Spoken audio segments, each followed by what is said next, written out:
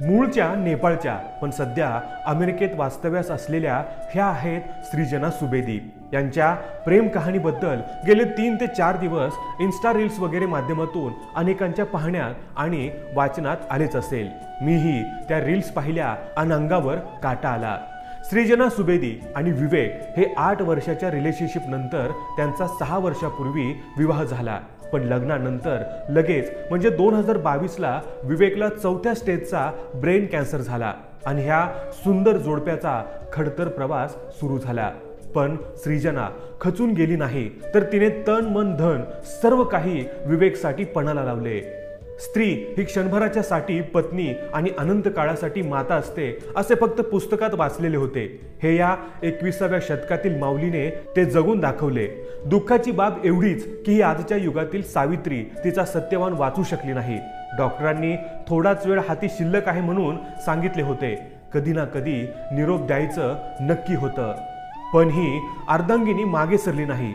त्याचा शेवटचा प्रवास सुरू असताना एखाद्या तान्या बाळाच्या आईने काळजी घ्यावी तशी काळजी घेतली। पण प्रत्येक देवी कथेला अंत होण्याचा शाप असतोच। 19 डिसेंबर 2024 रोजी विवेक त्याच्या सृजनाला सोडून निघून गेला। पण जाताना त्याचं चैतन्य सुखावले असेल एवढे नक्की। जगातल्या सर्वोत्कृष्ट भावनेचा, निस्वार्थी प्रेमाचा लाभ त्याला ह्या स्वार्थी कपटी जगात मिळाला होता। शरीराला भले वेदना असतील, पण अंतकरण मोहरून गेले असेल। जेव्हा ही बातमी आली त्या दरम्यान अतुल सुभाष प्रकरण झाले तेव्हा सर्वांनी खूप चर्चा केली होती। अनेकदा चर्चेचा सूर असा होता की आजकाल खरं प्रेम आयुष्यभर साथ देणाऱ्या उरल्या नाहीत। जिकडे बघावे तिकडे फसवणूक। पण नाही, ही भीती निरर्थक ठरवली सृजनाने।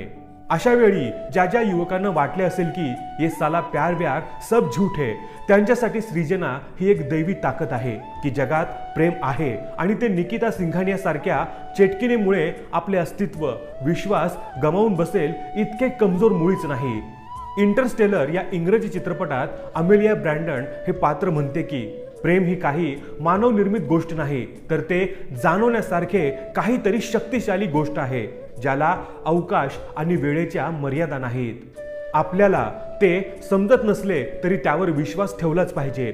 निकिता सिंघानियासारख्या व्यक्ती येत जात राहतील, पण प्रत्येक काळ रात्रीनंतर सृजनाचा आविष्कार करणारा सूर्योदय होतो। तसेच सृजनासारख्या स्त्रिया पण ह्याच जगात आपल्या अवतीभोवती अस्तित्वात असतील हे मात्र नक्की। मित्रांनो, या व्हिडिओबद्दल तुमचं मत काय हे मला कमेंट करून नक्की कळवा। तोपर्यंत पाहत रहा बोल बिंदास।